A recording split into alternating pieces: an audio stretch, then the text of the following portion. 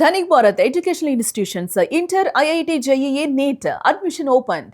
Big twist. Tamil Nadu రాజకీయాల్లో ఒక big twist ను చూస్తున్నాం. గెలిచేసాం, గవర్నమెంట్ ని ఫామ్ చేయబోతున్నాం. ఎస్, ఈ పాటికే మీకు అర్థమై ఉంటుంది నేను చెప్తుంది టీవీకే గురించి.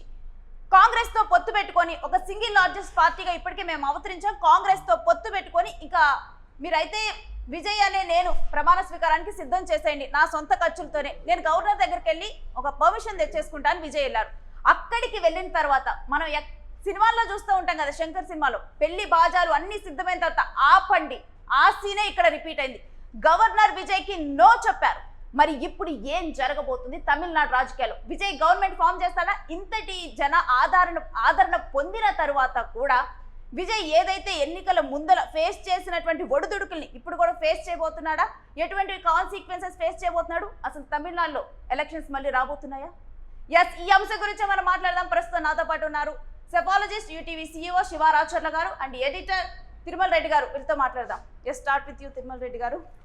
అసలు ఇప్పుడు ఏం జరుగుతుంది తమిళనాడులో? నేను చాలా క్లియర్ గా ఉదయం నుంచి అంటే టీవీకే ఈ అంశంలో కొంత అనుమానాస్పదంగా ఉందని చెప్పాలి. గవర్నర్ ప్రభుత్వ ఏర్పాటుకు పిలవకపోవడము, వీళ్ళే గవర్నర్ అపాయింట్మెంట్ తీసుకోవడం, మధ్యాహ్నం 3:30 విజయ్ గవర్నర్ దగ్గరికి వెళ్ళిన తర్వాత గవర్నర్ ప్రభుత్వ ఏర్పాటుకి నిరాకరించడం నిజంగా తమిళనాడు రాజకీయాల్లో ఇది ఊహించని పరిణామం. విజయ్ గెలుపు ఎంత హైప్ ఇచ్చిందో ప్రభుత్వాన్ని ఏర్పాటు చేయకుండా ప్రభుత్వ ఏర్పాటుకి గవర్నర్ ఆమోదించకపోవడం కూడా ఇప్పుడు అంతే పెద్ద ట్విస్ట్గా మారింది. అది గవర్నర్ విచక్షణ అధికారాల ఏంటనేది దాన్ని తెలుసుకునే ముందు ఉదయం నుంచి కొన్ని అంటే ఊహించని పరిణామాలు జరుగుతున్నాయి. ఉదయం నుంచి విజయ్కి ఎవరు మద్దతు ఇస్తారు, ఎవరు మద్దతు ఇవ్వరనే చర్చ మార్నింగ్ నుంచి పెద్ద హైడ్రామా జరుగుతుంది చెన్నైలో. కాంగ్రెస్ పార్టీ రాత్రి నుంచి కొంత డ్రామాని మొదలుపెట్టింది. కాంగ్రెస్ పార్టీ బహిరంగంగా అంటే విజయ్తో టీవీకే నేతలతో చర్చించిన తర్వాత వాళ్ళ మధ్య ఒక ఒప్పందం కుదిరిన తర్వాత కొన్ని కండిషన్స్ పెట్టింది కాంగ్రెస్ పార్టీ. ఏదైతే భారత రాజ్యాంగాన్ని గౌరవించని మతతత్వ పార్టీల మద్దతు తీసుకుంటే మేము మద్దతు ఉపసంహరించుకుంటాం, వాటి మద్దతు తీసుకోకపోతే మేము ఖచ్చితంగా మద్దతు ఇస్తామని విజయ్తో ఒప్పందానికి వచ్చింది. ఎప్పుడైతే కాంగ్రెస్కి టీవీకేకి మధ్య ఒప్పందం కుదిరిందో మొత్తం టీవీకే బలం అప్పుడు 112కి చేరింది. వేరే స్పెక్యులేషన్స్ నిన్న నుంచి జరుగుతున్నాయి. రిజల్ట్స్ వచ్చినప్పటి నుంచి మనం అనుకుంటున్నాం విజయ్ ప్రభుత్వ ఏర్పాటుకి ఎటువంటి ఇబ్బందులు ఉండవు అనుకున్నాం. ఎందుకంటే డిఎంకే కూటమిలోని కాంగ్రెస్తో పాటు వామపక్షాలు రెండు వామపక్షాలకి 4 సీట్లు ఉన్నాయి, కాంగ్రెస్కి 5 సీట్లు ఉన్నాయి. ఇవి 9 సీట్లు అవుతాయి. అట్లాగే డిఎండికే విజయకాంత్ పార్టీ ఉంది. విజయకాంత్ సతీమణి ప్రేమలత కొంత విజయ్ మీద ప్రేమను చూపించడం, నా కొడుకు లాంటి వాడని చెప్పడంతో ప్రేమలత మద్దతు కూడా దొరుకుతుంది అనుకున్నాం.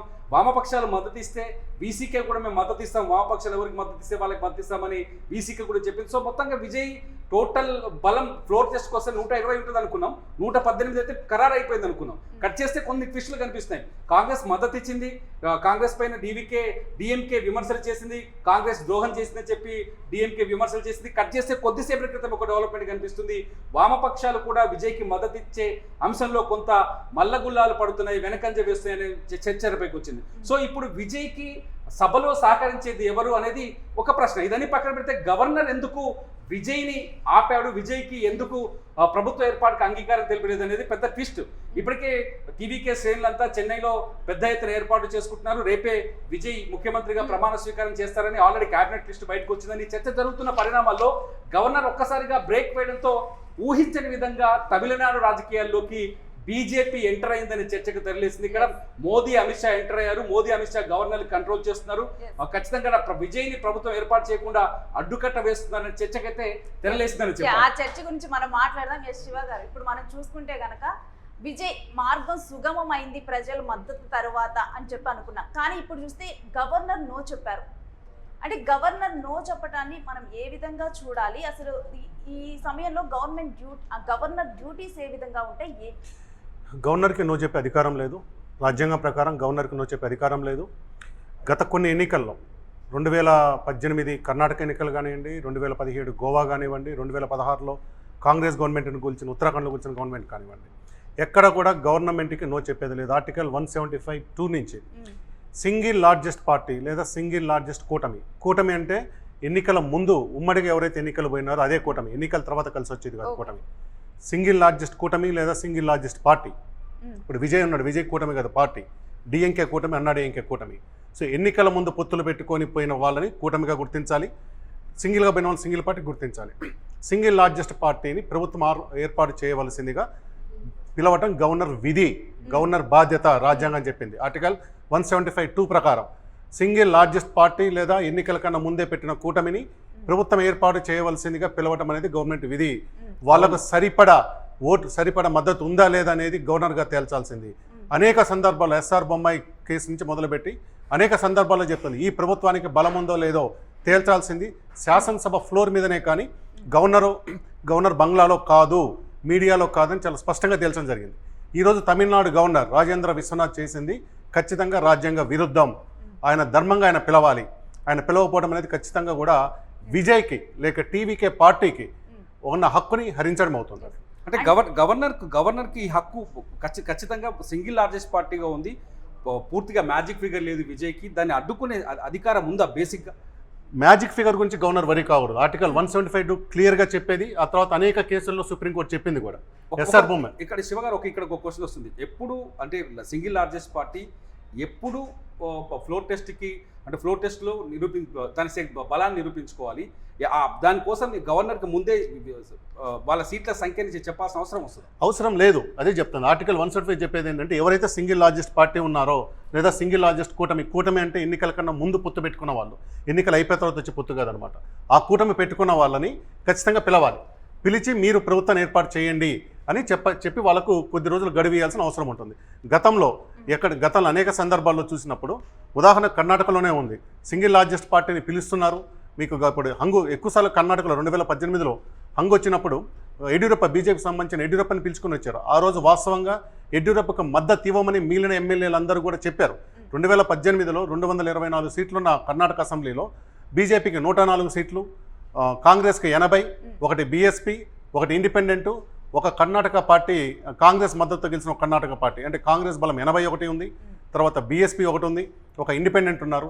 వీళ్ళెవరూ కూడా 104 సీట్లున్న బీజేపీకి మద్దతు ఇవ్వని స్పష్టంగా ప్రకటించిన తర్వాత కూడా ఆ రోజున్న గవర్నర్ వాజువాలభాయ్ యడ్యూరప్పని ప్రభుత్వం ఏర్పాటు చేయమని ఆహ్వానించారు. వాళ్ళు బహిరంగ ప్రకటించాడు.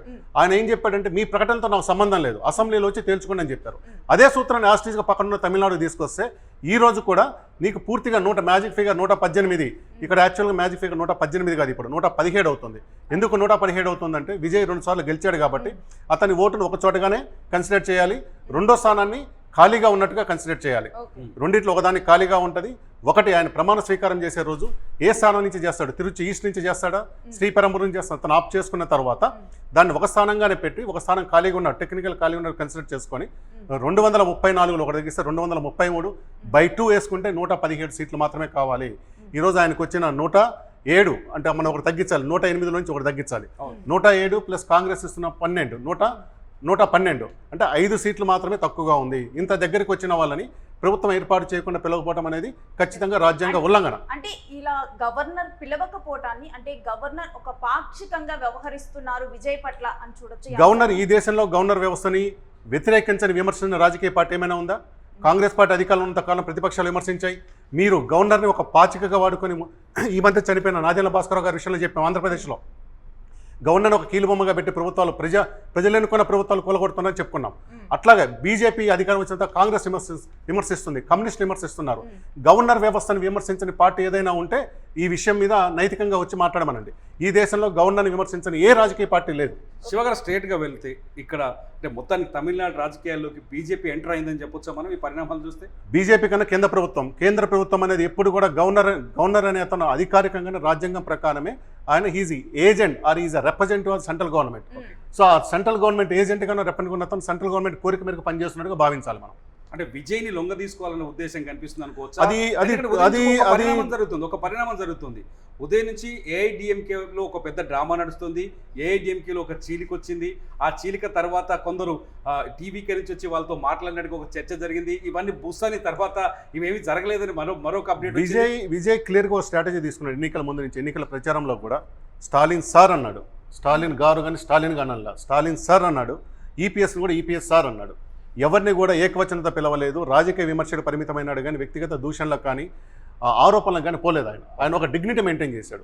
అదే సందర్భంలో నిన్న మనకున్న ఇన్ఫర్మేషన్ ప్రకారము విజయ్ అటు స్టాలిన్ ఇటు ఈపీఎస్ ఇద్దరు ఇంటికి వెళ్ళి వాళ్ళిద్దరిని కూడా కలిసి ఏమంటే కట్టసి కాలిస్తాడన్నది మనకు సమాచారం ఉంది. అయితే ఈ గవర్నర్ కాల్ దీని ఏర్పాటు వల్ల ఆయన పోయినట్లేరు. ఖచ్చితంగా రేపు ఎల్లుండి కూడా పోతారు. ఇదే సందర్భంలో ఎన్నికల తర్వాత విజయ్ ఏం చెప్తున్నాడు అంటే నేను ఏ పార్టీని చీల్చను. ఆ పార్టీ వర్గాలు చెప్తున్నది ఏంటంటే మేము ఏ పార్టీని చీల్చము, జంపింగ్స్ని ఎంకరేజ్ చేయము. అదే సందర్భంలో విజయ్ ఎన్నికల ముందు చెప్పాడు, ఎన్నికల తర్వాత చెప్పాడు. ఇప్పుడు విజయ్ ముందు తక్షణ కర్తవ్యం ఏంటి? గవర్నర్ ఏమో ప్రభుత్వ ఏర్పాటుకి అంగీకారాన్ని తెలపట్లేదు, రమ్మని పిలవట్లేదు, నో చెప్పాడు. విజయ్కి ఏమో మ్యాజిక్ గవర్నర్ పిలవకపోవడం ఇట్స్ నాట్ ఏ ఫైనల్. ఇప్పుడు మన ఫైనల్ కాదు. విజయ్ మళ్ళీ పోయి అప్పీల్ చేయాల్సి వస్తుంది, టెక్నికల్గా వాళ్ళ లాయర్ పోయి అప్పీల్ చేయాల్సి వస్తుంది. వాళ్ళు అప్పుడు ఇవ్వనప్పుడు ఆయన has to go to president, రాష్ట్రపతి దగ్గరికి పోవాల్సి వస్తుంది. జనరల్గా రాష్ట్రపతి పెద్దగా స్పందించారు, మళ్ళీ గవర్నర్ దగ్గరికి పంపిస్తారు దాన్ని. ఇదంతా కానప్పుడు మాత్రం ఆయన సుప్రీంకోర్టు పోవాల్సి వస్తుంది. గతంలో కర్ణాటక విషయంలో యడ్యూరప్ప అయినప్పుడు ఏం చేశారు? ఆయనకి 104 సీట్లు మాత్రమే ఉన్నాయి, ఇంకా మిగిలిన వాళ్ళు ఎవరు కూడా ఆయనకు సపోర్ట్ లేదు. ఆ రోజున మొత్తం 224 సీట్లలో ఆయనకు ఉంది 104. 224 అంటే 113 కావాలి, 112 +1 113 కావాలి. ఆయనకు వచ్చిన దాంట్లో 104 అంటే 9 సీట్లు తక్కువ ఉన్నప్పుడు ఆయనకు ఒక్క సీటు కూడా ఎవరు మద్దతు ఇవ్వనప్పుడు కూడా అవకాశం ఇచ్చి 15 రోజులు అవకాశం ఇచ్చారు విశ్వాస పరీక్ష నిలుపుకోవడానికి. 15 రోజులు అవకాశం ఇచ్చారు. ఎవరు అది అబ్నార్మల్? సుప్రీంకోర్టుకి దాదాపు 2018 మే నెలలోనే జరిగింది అది. సుప్రీంకోర్టుకి పోతే సుప్రీంకోర్టు ఆశ్చర్యపోయింది, ఇంత అవకాశం ఎందుకు ఇస్తారు? వితిన్ 24 అవర్స్ పెట్టండి, 24 అవర్స్లో శాసనసభ ఏమంటారు విశ్వాస పరీక్ష పెట్టండి అని చెప్తే చాలా క్లియర్గా ఇచ్చింది. వాయిస్ ఓటు ఉండకూడదు, అంటే ఎస్ఎస్ లాంటిది కాదు, అది వద్దు, ఖచ్చితంగా ఓటు వేయాలి. రెండోది, ఆంగ్లో ఇండియన్ ఎమ్మెల్యేని ఏమంటాము అపాయింట్ చేయడానికి లేదు, ఎలాంటి పాలసీ మేకింగ్ చేయడానికి కూడా అవకాశం లేదు. ఇతని విశ్వాసం చాలా స్పష్టంగా ఇచ్చింది అనమాట. అంత స్పష్టంగా ఇచ్చినప్పుడు ఈ రోజు నీకు కావాల్సిన దానికి ఖచ్చితంగా 5 సీట్లే తక్కువ ఉన్నప్పుడు ఇవ్వకపోవడానికి కారణం ఏముంటుంది? అంటే కాంగ్రెస్ తో జత కట్టి వెళ్ళటం వల్ల విజయ్ ఈ పరిస్థితులను ఫేస్ చేస్తున్నాడా? కరెక్ట్ ప్రశ్న ఇదే. ఇతను బీజేపీ జతను బీజేపీ పార్టీని అయ్యి ఉంటే ఇతనికి రెండో ప్లేస్లో ఉన్నా కానీ, అంటే ఇతనికి 80 వచ్చి డిఎంకేనో అన్నా డిఎంకేనో 108 వచ్చినా కానీ పిలిచేవాళ్ళు. ఒక బెస్ట్ ఉదాహరణ 2017లో గోవా ఎన్నికలు జరుగుతాయి. గోవాలో 40 సీట్లు ఉన్నాయి. కాంగ్రెస్ పార్టీకి 17 సీట్లు వస్తాయి, బీజేపీకి 13 వస్తాయి. మహారాష్ట్రగా గోమాంతక్ పార్టీ అనే ఒక పార్టీకి దానికి 3 వస్తాయి. ఒక ఇండిపెండెంట్ ఉన్నాడు, ఒక ఎన్సీపీ క్యాండిడేట్ ఉన్నాడు, ఇంకొక ముగ్గురు ఒక చిన్న పార్టీ ఏదో మహారాష్ట్ర ట్రైబల్ పార్టీ ఒకటి ఉంది, 3 సీట్లు ఉన్నాయి. 40 సీట్లు అంటే 21 సీట్లు రావాలి గవర్నమెంట్ ఫామ్ చేయడానికి.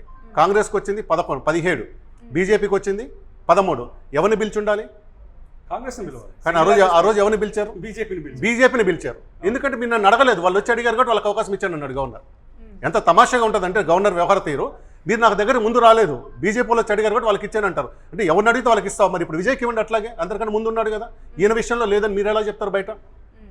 మీ ముందు ఉదాహరణ ఈ సమీప భవిష్యత్తులో, మరి పాతకాలంలో కాదు, కరెక్ట్ 8-9 ఏళ్ల కింద సంగతే కదా. అంత గ్యాప్ ఉన్నప్పుడు వాళ్ళకి ఎందుకు ఇస్తారు? కాంగ్రెస్ పార్టీకి ఎన్సీపీ న్యాచురల్ మిత్రుడు ఉన్నాడు, పక్కన మహారాష్ట్ర పొత్తులో ఉన్నారు, వాళ్ళని కాదని ఇండిపెండెంట్లు ఉన్నారు, ఇంకో పార్టీ ఉంది, వాళ్ళని మాట్లాడించుకునే అవకాశం లేకుండా ప్రభుత్వ ఏర్పాటు అనేది ఏంటంటే సుస్థిరత ఎవరు ఇస్తారనే దాన్ని వాళ్ళకి ఇవ్వాలి. ఎందుకు సింగిల్ లార్జెస్ట్ అంటారంటే ఎవరు సుస్థిరమైన ప్రభుత్వాన్ని ఇస్తారు? ఒకసారి ఎన్నికలు జరిగిన తర్వాత వచ్చే ప్రభుత్వం 5 ఏళ్ళు ఉండాలి. ఎవరు గెలుచుకోగలుగుతారు అంటే తక్కువ సీట్లు అవసరం ఉన్న వాళ్ళు సుస్థిరత ఉండగలరు అనేది ఒక నమ్మకం. ఎవరికైతే తక్కువ సీట్లు తక్కువ పడతాయో, లేదా ఇప్పుడు బీజేపీ కర్ణాటకలో వాళ్ళకు 104 వచ్చినా తర్వాత ఉన్న 80 సీట్లు, జేడీఎస్ 30, వాళ్ళు ఎవరు కూడా రెడీ లేరు. మేము రెడీగా లేరని చెప్పినప్పుడు ఆయన ఇచ్చి ఉండకూడదు. సరే ఇచ్చినా కానీ 1 రోజు 2 రోజుల టైం ఇచ్చి ఉండాలి. ఏకంగా 15 రోజులు టైం ఇచ్చారు. ఇదంతా కూడా చట్టబద్ధం. కోర్టు దాన్ని తిరిగి తిప్పి పంపించింది కదా, మీరు 24 గంటల్లోనే చేయాలని చెప్పింది. ఇక్కడ ఇంకొక ఉదాహరణ కూడా ఉంది. ఆ రోజు కర్ణాటక గవర్నర్గా వ్యవహరించిన వాజుభాయ్ వాలా గుజరాత్ స్పీకర్గా పనిచేశాడు. ఈ రోజు తమిళనాడు గవర్నర్గా ఉన్న రాజేంద్ర విశ్వనాథ్ కూడా గోవా స్పీకర్గా పనిచేశాడు. వీళ్ళిద్దరు నాకు తెలిసి ఆ రోజు గోవా ఎమ్మెల్యే కూడా ఉంటారు 2017లో, నాకు కరెక్ట్గా గుర్తులేదు కానీ. సో వీళ్ళిద్దరు లాంటి చూసిన వాళ్ళే, తెలియని వాళ్ళేం కాదు. వీళ్ళకి రాజ్యాంగ సలహా ఇచ్చే వాళ్ళు చాలా మంది ఉంటారు కదా. కేవలం రాజకీయ ఉద్దేశం, పరిస్థితిని కాంప్లికేట్ చేద్దాం. ఒక రకంగా విజయ్ చాలా మంచి మనసుతోటి నేను పార్టీలను చీల్చను, అన్నాడీఎంకేలో ఈరోజు పళనిస్వామి ఈపీఎస్ గారు మీటింగ్ పెడితే చాలా మంది ఎమ్మెల్యేలు గైర్హాజరు అవుతున్నారని చెప్పి ఆయన ఆ మీటింగ్ ఎమ్మెల్యేల మీటింగ్ రద్దు చేసుకున్నారు. 37 మంది మేము చీలిపోవడం రెడీ ఉన్నామని చెప్పారు. ఇలాంటిది ఎంకరేజ్ చేయొద్దు, నేను కొత్త రాజకీయం చేద్దామనుకుని చెప్పిన మనిషికి ఇలాంటి అడ్డంకి పెడితే రాజకీయాలను ఎటువైపు తీసుకెళ్ళిపోతున్నారు ఈ గవర్నర్. సో ఇక్కడ చీలిక ఏదో పార్టీ నుంచి చీలిక వస్తే కానీ ప్రభుత్వాన్ని ఏర్పాటు చేయనని పరోక్షంగా చెప్పినట్టు అనిపిస్తుంది కదా చాలా స్పష్టంగా. ఒక రకంగా ఆర్స్ ట్రేడింగ్ ఇది. మీకు ఆ రోజు కర్ణాటకలో జరిగింది ఆర్స్ ట్రేడింగ్ అవకాశం ఇచ్చినట్టు 10 రోజులు ఇవ్వటం. ఇక్కడ ఆర్స్ ట్రేడింగ్ అవసరం లేదు. ఈరోజు కాంగ్రెస్ పార్టీ డైరెక్ట్గా ఇస్తూ ఉంది.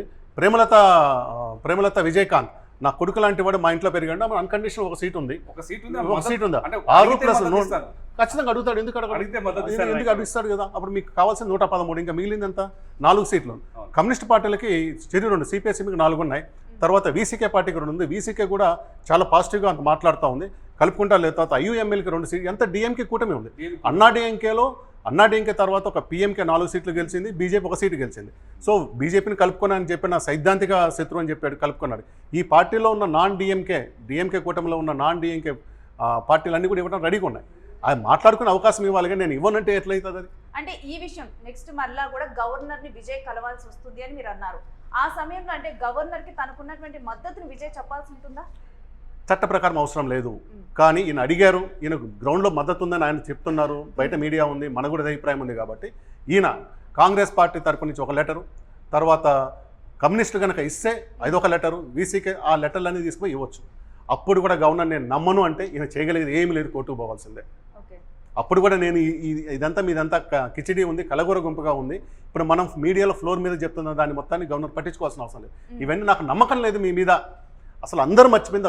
పెద్ద విషయం ఉంది తమిళనాడు రాజకీయాల్ని.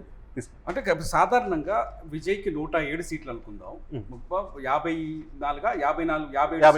53 సీట్లు డిఎంకే అనుకుందాం, 47 ఏఐడిఎంకే అనుకుందాం. ఉదాహరణకి హంగ్ పొజిషన్లో ఉంది. ఒక సభలో ఈ మూడు పార్టీలు 3 దారుల్లో ఉన్నాయి, ఒకరికొకరు మద్దతు తీసుకోవద్దు, ఇవ్వాల్సిన అవసరం లేదని ఒక చర్చ ఉంది, చాలా కండిషన్గా ఉంది. మ్యాజిక్ ఫిగర్ ఉంటేనే ప్రభుత్వాన్ని ఏర్పాటు చేయాలా? మ్యాజిక్ ఫిగర్తో అది మ్యాజిక్ ఫిగర్ అనేది తేలవలసింది అసెంబ్లీలో మాత్రమే, గవర్నర్ బంగ్లాలో కాదు, మీడియాలో కాదు. 2 రకాలు. ఒకటి ఇప్పుడు 233 సీట్లకి మ్యాజిక్ ఫిగర్ 117 అవుతుంది, కానీ సభకు వచ్చేసరికి ఆ నెంబర్ మారిపోయే ఛాన్సెస్ ఉంది కదా. అప్పుడు కూడా ఒకటి అవుతుంది. ఏమవుతుందంటే ఆ రోజు గెలుస్తారు కొంతమంది. ఇప్పుడు మేము విశ్వాస పరీక్షనో లేక అవిశ్వాస పరీక్షలో పాల్గొనలేము అన్నప్పుడు, ఇప్పుడు సపోజ్ అన్నాడు ఇంకా దీన్ని వెళ్ళలేదనుకోండి, ఉన్న సభ్యుల్లో సగం మంది ఇవ్వాలి. కర్ణాటకలో జరిగింది అనుకోండి కదా, 11 మంది ఎమ్మెల్యేలు. అది అంతకుముందు జరిగింది. ఫస్ట్ యడ్యూరప్ప ఫస్ట్ టైం అయినప్పుడు 2008లో జరిగింది అనమాట. దాదాపు కాంగ్రెస్ నుంచి జేడీఎస్ అందరినీ డిస్మిస్ చేసేసి మీకు మొత్తం బలాన్ని అప్పుడు 113 సీట్లకు కావాల్సిన దాన్ని 105 సీట్లకు 106 సీట్లకు తీసుకొచ్చుకొని తీసుకొచ్చారు. వీటన్నిటికన్నా కూడా అత్యంత విచిత్రమైంది ఇదే తమిళనాడులో జరిగింది. మీకు జానకి రామచంద్రన్ జయలలిత మధ్యలో, అంటే ఎంజీఆర్ చనిపోయిన తర్వాత జానకి రామచంద్రన్ దాని మీద జరిగినప్పుడు 40 మంది ఆ రోజు కాంగ్రెస్ పార్టీ సపోర్ట్ చేస్తున్నామని జయలలిత చెప్పినా కానీ ఆ రోజు స్పీకర్ 40 మందిని డిస్క్వాలిఫై చేశాడు. ఎవరిని కూడా రాజీనామాలు ఆమోదింపజేశాడు. చట్ట ప్రకారం రాజీనామా అనేది ఫోన్లో చేస్తాను, మెసేజ్ పెడితే యాక్సెప్ట్ చేయకూడదు. స్పీకర్ సభకు వచ్చి, స్పీకర్ ఆఫీస్కి వచ్చి పేపర్ మీద ప్రాపర్ ఫార్మాట్లోనే రాసియాలి. అయినా కానీ నాకు ఫోన్లో చెప్పారు నేను యాక్సెప్ట్ చేస్తున్నానని మొత్తం 224 మంది సభల్ని ఆ రోజు 180కి ఎంతకో తీసుకొచ్చాడు. చాలామంది రౌడీలు గుండాల ఆఫీసులో అసెంబ్లీలో చేర్పి జనాలు కొట్టి బయటకు తీసుకుపోయినారు. ఇది మొత్తం చూసి రాజీవ్ గాంధీకి తెక్కరేగి మొత్తం అసెంబ్లీనే రద్దు చేసి ఎన్నికలు పోయాడు. ఇదే సభలో జరిగిందనమాట. ఒక ప్రొసీజర్ ఉంది, ఎట్లా అంటే అట్లా చేయడానికి లేదు ఇది. అంటే ఇప్పుడు ఒకవేళ విజయ్ గవర్నర్ దగ్గరికి వెళ్ళాడు, గవర్నర్ మీకు మ్యాజిక్ ఫిగర్ లేదు, మీకు సరైన సభలో బలం లేదు కాబట్టి నేను అనుమతించట్లేదు అని చెప్తున్నాడు. రేపు పొద్దున సభకు వచ్చేసరికి అన్నాడీఎంకేలో వ్యతిరేక వర్గం ఒకటి ఉంది, 37 మంది ఉన్నారు. ఇప్పుడు షణ్ముగం అంటే వాళ్ళు విజయ్కి మద్దతు ఇచ్చేందుకు రెడీగా ఉన్నారు. ఆ రోజు సభలో రాము మేము వెళ్ళిపోతూ ఉంటారు, ఫ్లోర్ టెస్ట్ నుంచి బయటకు వెళ్ళిపోతారు. ఆ రోజు ఏం జరగవచ్చు? ఒకటి ఏమవుతుందంటే, ఎప్పుడు డిస్క్వాలిఫికేషన్ అనేది ఎప్పుడు వస్తుందంటే, మీరు అసెంబ్లీలో వెళ్ళి ప్రమాణ స్వీకారం చేసిన తర్వాత ఎమ్మెల్యే గెలిచినంత మాత్రం ఎమ్మెల్యే కాదు, అది బయట ప్రమాణ స్వీకారం చేసిన తర్వాత ఆ పార్టీ లెజిస్లేటివ్ పార్టీ మీటింగ్కి వెళ్ళాలి. మీటింగ్ వెళ్ళి ఆ రిజిస్టర్లో సైన్ చేయాలి. అక్కడ వెళ్లకుండా రిజిస్టర్లో సైన్ చేయకుంటే మీరు పార్టీని వ్యతిరేకించినట్టుగా భావించి స్పీకర్ డిస్క్వాలిఫై చేయొచ్చు. యడ్యూరప్ప విషయంలో 2008 అదే జరిగింది. అక్కడికి వెళ్ళాలి, ఓకే విప్ ఇచ్చారు, విప్పును పాటిస్తామని రావాలి, పాటిస్తామని చెప్పాలి, పాటించమంటే మళ్ళీ డిస్క్వాలిఫై చేసేయచ్చు. ఇప్పుడు ఫస్ట్ ఎవరు ఉంటారు? ప్రొటెం స్పీకర్, అందరికన్నా ముందు ప్రొటెం స్పీకర్ కావాలి. ప్రొటెం స్పీకర్ జనరల్గా ఎవరు అవుతారు? అందరికన్నా సీనియర్ ఉన్నాయి. ఈ సందర్భంలో సెంగొట్టిని అవుతాడు, ఎందుకంటే ఆయన 11 సార్లు గెలిచాడు. ఆయన అన్న విజయ్ పార్టీ తరపునే ఉన్నాడు. ఇప్పుడు అయితే అది సాంప్రదాయమే కానీ చట్టం కాదు, రూల్ కాదు. ఆ సాంప్రదాయాన్ని పాటిస్తారా లేదా? ప్రొటెం స్పీకర్ని జనరల్గా గెలిచిన పార్టీ రికమెండ్ అంటే అసెంబ్లీ సెక్రటరీ జనరల్ ఇస్తారు, గవర్నర్ ఆమోదిస్తారు. ఇక్కడ మొత్తం గవర్నర్ వ్యతిరేకించంటే ఏమవుతుందనేది చెప్పలేం. రెండోది, అది పెట్టిన తర్వాత వాళ్ళందరూ విప్ను యాక్సెప్ట్ చేస్తున్న సభలో పోయి అప్పుడు కనుక ప్రభుత్వానికి అనుకూలంగా ఓటేశారు అనుకోండి, అప్పుడు డిస్క్వాలిఫై అవుతారు, కానీ ప్రభుత్వం గెలుస్తుంది. కానీ ప్రభుత్వం గెలిచిన తర్వాతనే వాళ్ళ ఎమ్మెల్యే డిస్క్వాలిఫై. అంటే సాధారణంగా గవర్నర్కి ఇటువంటి కొత్తగా ప్రభుత్వం ఏర్పాటు చేయడానికి వచ్చినప్పుడు, సింగిల్ లార్జెస్ట్ పార్టీ వచ్చినప్పుడు రిజెక్ట్ చేయడానికి కారణాలు ఏమేమి చెప్పొచ్చు? రాజకీయ కారణాలు తప్పితే మరో కారణం లేదు. సో చాలా వెరీ క్లియర్గా మోదీ అమిత్ షా ఇందులో ఇన్వాల్వ్ అయ్యారు అనుకోవచ్చా?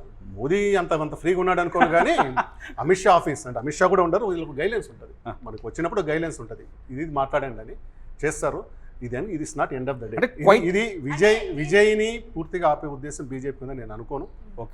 ఎందుకంటే బీజేపీకి విజయ్ లాంటివన్నీ ఆపడం వల్ల చెడ్డ పేరే తప్పితే మంచి పేరు వచ్చేది లేదు. అలాంటి చెడ్డ పేరు రావడం వల్ల వాళ్ళకి ఏమైనా మంచి జరుగుతుందంటే వాళ్ళ ప్రభుత్వం ఏర్పడలేదు. నేను చెప్పినట్టుగా కర్ణాటకలోను గోవాలో వాళ్ళ సీఎంలు అయ్యారు, ఇక్కడ వాళ్ళ సీఎంలు అయ్యలేదు కాబట్టి ఆర్డరు. కాకపోతే they will get in to some negotiation with విజయ్తో కొన్ని టర్మ్స్ అండ్ కండిషన్స్ సెట్ చేస్తారు. అది పాలనాపరమైన అంశాలు ఉంటాయి. అంటే విజయ్ కొత్త దూకుల్లో ఉన్నారు కదా, ఆయన అధికారంకి వెళ్ళే ముందే పరిపాలన అంటే ఎలా ఉంటుందో కొంత రుచి చూపిస్తున్నారు వీళ్ళు. ఒక్కసారి ఈ టేస్ట్ అర్థమైన తర్వాత విజయ్ జనరల్గా ఏం కోరుకుంటారంటే ఏ పార్టీ తరపున గెలిచినా ఫస్ట్ ప్రధానమంత్రి దగ్గర పోయి కలవాలని కోరుకుంటారు. విజయ్ కనుక అంటే విజయ్ ఏం చెప్తున్నాడంటే సైద్ధాంతిక స్థితిలో మాటలు చెప్పడం దానికి ఇబ్బందులు ఉన్నాయి, పట్టించుకోలేదు. స్మూత్గా హ్యాండిల్ చేద్దాం అనుకోని ఉంటే నేరుగా ఫస్ట్ హోమ్ మినిస్టర్ అపాయింట్మెంట్, ప్రధానమంత్రి కూడా అపాయింట్మెంట్ ఇచ్చి నేను గౌరవిస్తాను సీనియర్ లాంటి మాటలు చెప్పుంటే ఇంత వచ్చిండేది కాదు. ఇది ఏంటంటే నేను విజయ్ని పూర్తిగా సీఎం కాకుండా అడ్డుకునే కుట్ర చేస్తుంది నేను అనుకోను. చిన్న ఒడిదుడుకులు, చిన్న ఇబ్బందులే, ఈ ఇబ్బందులు కూడా దారుతాయి. ఏదైతే విజయ్ నేను చెప్పిన 4-5 ఎగ్జాంపుల్ చెప్పాను, ఏ ఎగ్జాంపుల్ ప్రకారం పోయినా కానీ విజయ్కి సీఎం అయ్యే అర్హత ఉంది. ఇది ఇప్పుడు అతను గెలిచిన 107 సీట్లతోనే 113 ఇప్పుడు 118, 17 ఇప్పుడు అవసరం లేదు. సీఎం అయిన తర్వాతనే తనకు మద్దతు ఉందని పెట్టుకోవాలి. యడ్యూరప్ప ఎంతకాలం మైనార్టీ గవర్నమెంట్లో ఉన్నాడు, ఆయనకి ఏ రోజు దాదాపు 1 ఇయర్ ఆయనకి అసలు సపోర్టే లేదు, మైనార్టీ గవర్నమెంటే నడిపాడు. అంతకాలం నడిపాడు, నాకు హక్కు ఉంది. కోర్టు వరకు వెళ్ళే పరిస్థితి తీసుకురావాలనుకుంటున్నాను. కోర్టుకు వెళ్తే మాత్రం విజయ్ ఖచ్చితంగా గెలుస్తాడు. మీకు గతంలో 2016లో ఇది చెప్పాను, ఉత్తరాఖండ్ హరీష్ రావత్ కాంగ్రెస్ గవర్నమెంట్, అక్కడ హరీష్ రావత్కి వ్యతిరేకంగా 9 మంది కాంగ్రెస్ ఎమ్మెల్యే, సొంత పార్టీ ఎమ్మెల్యేలే రెబల్గా అయిపోయినప్పుడు వాళ్ళని డిస్క్వాలిఫై చేశాడు ఎవరు స్పీకర్. వాళ్ళు పెట్టి చేసిపోయి చెప్పాను కదా, వాళ్ళకు డిస్క్వాలిఫై చేసే రైట్ స్పీకర్కి ఉంది, ఇది విప్ కన్నా ముందే. ఎందుకంటే వీళ్ళే స్పీకర్కి నోటీస్ ఇచ్చారు, ఈ ప్రభుత్వానికి వ్యతిరేకంగా నోటీస్ ఇచ్చారు. మీరు ఏ ప్రభుత్వం తరపున ఏ పార్టీ తరపున గెలిచారో వాళ్ళకి వ్యతిరేకంగా ఇచ్చారంటే మీరు పార్టీ వ్యతిరేక విధానాలకు పాల్పడినట్టుగా నిరూపించుకున్నట్టే, కాబట్టి డిస్క్వాలిఫై, అది చట్టం. మీరు ఓటేసిన తర్వాత ఏమంటారు, మేము లోపలికి వస్తాము, ఓటు వ్యతిరేకంగా అనుకూలం, అది వేరే సంగతి అవుతుంది. దీన్ని వేయటం వల్ల డిస్క్వాలిఫై చేశారు. డిస్క్వాలిఫై చేసిన తర్వాత ఏం జరిగింది, హరీష్ రావత్ గెలవాలి, కానీ ఇమీడియట్గా ప్రెసిడెంట్ రూల్ పెట్టేశారు. అక్కడ ప్రెసిడెంట్ రూల్ పెట్టినప్పుడు అతను కోర్టుకు వెళ్ళాడు. కోర్టుకు వెళ్తే ఏం చెప్పింది, ఇట్లా పెడతావు ప్రెసిడెంట్ రూలు, నువ్వు సభ జరిగి పెట్టాలి కదా అని మొత్తాన్ని గడియారాన్ని వెనక తిప్పండి అని ఒక సీరియస్ కామెంట్ చెప్పింది. గడియారాన్ని వెనక తిప్పండి అంటే అసలు ఈ మొత్తాన్ని ఏం కన్సిడర్ చేయాలి, చాలా సీరియస్ కామెంట్ అది పెట్టింది. మళ్ళీ హరీష్ రావత్ వచ్చాడు, హరీష్ రావత్ని వ్యతిరేకించిన విజయ్ బహుగుణ తర్వాత బీజేపీలో పోయి ఇప్పుడు బీజేపీలో కొనసాగుతున్నాడు. తమిళనాడులో మళ్ళీ ఎలక్షన్స్ రానున్నాయి. రేణు, ఒక ఎలక్షన్స్ రావు, ఎవరు కోరుకోరు ఎలక్షన్స్, ఈవెన్ బీజేపీ కూడా కోరుకోదు. నిజంగా ఎలక్షన్స్ పెడతామంటే పార్టీ నిట్ట నిలువున చీలిపోయి డిఎంకే చీలుతుంది, అన్నా డిఎంకే చీలుతుంది, చీలి వాళ్ళే స్వచ్ఛందంగా వస్తారు. కోర్టు ప్రొటెక్షన్ ఉంది, పార్టీలు చీలకూడదని ఏమి లేదు. 1/3 కన్నా ఎక్కువ చీలినారు అనుకోండి ప్రత్యేక చీలిక వర్గంగా చేరాలి. గతంలో కాంగ్రెస్ కానీ బీజేపీ కానీ ఏం చేస్తుందంటే ఏ పార్టీ నేను చీల్చాల్సినప్పుడు 1/3 వాళ్ళని చీల్చేసి, ఇక్కడ కూడా మీకు తెలంగాణ అసెంబ్లీలో కూడా టీడీపీ ఎల్పీ జాయిన్ అయ్యేటప్పుడు టీడీపీ తరపు అప్పుడు గెలిచిన 11 మందిలో లేక 14 మందిలో 6 మంది 7 మంది ఎర్రబల్లి దయాకర్ నాయకత్వంలో మమ్మల్ని ప్రత్యేకంగా గుర్తించండి చెప్పడం, గుర్తించిన తర్వాత 2 రోజులకో 3 రోజులకో పోయి అధికార పార్టీలో విలీనం కావడం, ఇది ఒక ఏమంటారు అక్రమమైన సక్రమైన పద్ధతి ఒకటి ఉంది. లీగల్గా కరెక్ట్, నైతికంగా తప్పు. ఇలాంటి పద్ధతులు చాలా ఉన్నాయి. కాబట్టి ఎన్నికలు జరగవు, ఎన్నికలు వస్తాయన్న ఆలోచన కూడా లేదు. ఎవరు కూడా మళ్ళీ ఎన్నికల భారాన్ని మోయడానికి రెడీగా లేరు. ఒకవేళ పొరపాటున ఎన్నికలు కనుక వస్తే విజయ్కి ఈసారి 200 సీట్లు వస్తాయి. ఏం ఆధారంగా చెప్తున్నానంటే ఢిల్లీలో 2015 ఇట్లాగే జరిగింది.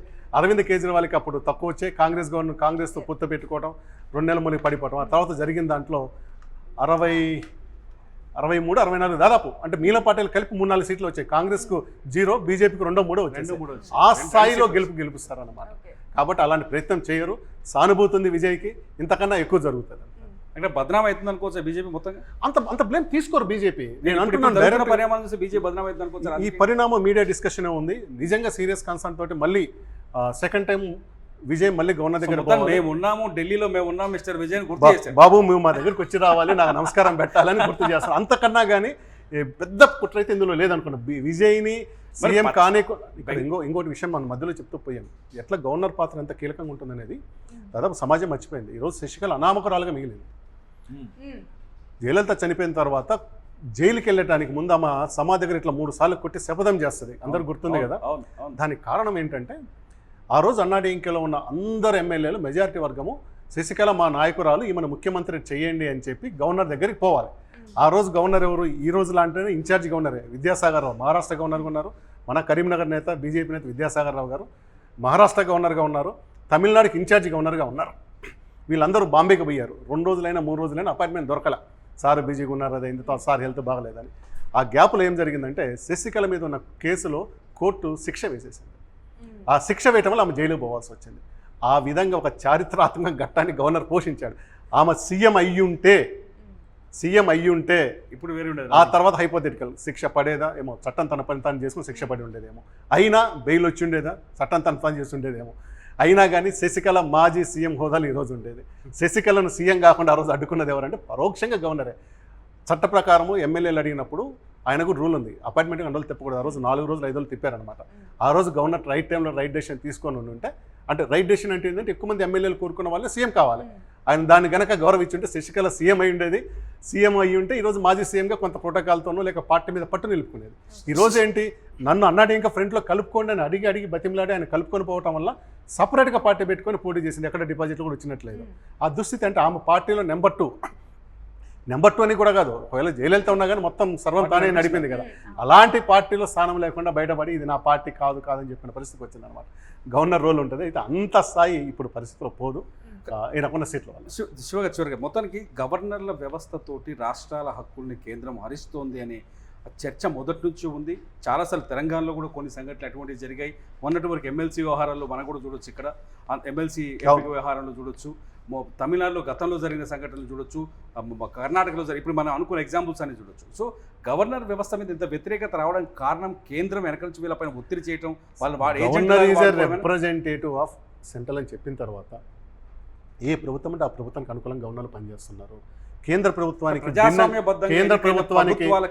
ప్రభుత్వానికి భిన్నంగా పనిచేసిన గవర్నర్లు ఈ మధ్య కాలంలో సత్యమాలిక్ కాశ్మీర్ ఆయన పనిచేశాడు. ఈరోజు ఎక్కడ ఉన్నాడో మీకు తెలుసు కానీ సస్పెండ్ బలవంతంగా రాజీనామా చేయించి పంపించినారు, బెంగాల్లో పంపించినారు అంతే. కాబట్టి గవర్నర్లు అనేవాళ్ళు కేంద్ర ప్రభుత్వానికి వ్యతిరేకంగా పోలేరు, అనుకూలంగానే పోవాలి. అయితే ఈ సందర్భంలో మాత్రం అంత కఠినమైన అంశాన్ని పోతా నేను అనుకోవట్లేదు. ఇది హ్యాపీ ఎండింగ్ ఉంటుంది, కథ సుఖాంతం అవుతుంది అని అనుకుంటున్నాను. ఇక ఫైనల్ గా విజయ్ అనే నేను అని విజయ్ తొందరలోనే అననున్నారు. గవర్నర్ ఎస్ చెప్పినా నో చెప్పినా కానీ తొందరలోనే ఈరోజు చాలా కీలకమైనది. గత శాసనసభ టెన్యూర్ ఈ రోజుతో ముగుస్తుంది, ఈరోజు అర్ధరాత్రి ముగుస్తుంది. సో కాబట్టి నెక్స్ట్ 3-4 నెలల లోపల సభ పెట్టాల్సి వస్తుంది. కాబట్టి ఖచ్చితంగా ఎక్కువ టైం తీసుకోరు, 2-3 రోజుల్లోనే నిర్ణయం తీసుకుంటారు. ఇంకోటి ఏంటంటే కమ్యూనిస్టులు వాళ్ళతో మాట్లాడితే వాళ్ళు ఒప్పుకుంటారు. వాళ్ళకి కావాల్సింది ఏంటి, బీజేపీ అధికారంలో రావద్దని కోరుకున్నారు, విజయ్ రావద్దని కోరుకోవట్లేదు కదా. ప్లస్ బాలకృష్ణ, సిపిఎం బాలకృష్ణను విజయ్ పట్ల రిజల్ట్స్ కన్నా ముందే చాలా పాజిటివ్గా మాట్లాడారు. మేము ఇట్లా ఉన్నాం కాబట్టి పోలేకపోయాం కానీ విజయ్ ఈజ్ పవర్ఫుల్, బానోస్ మాకు చెప్పినారు అనమాట. పెద్ద వ్యతిరేకత లేదు విజయ్ పట్ల వాళ్ళకి. కాబట్టి వాళ్ళు వెళ్ళకుండా ఉండటానికి పెద్దగా ఏమీ ఆటంకాలు ఏమి ఉండవు.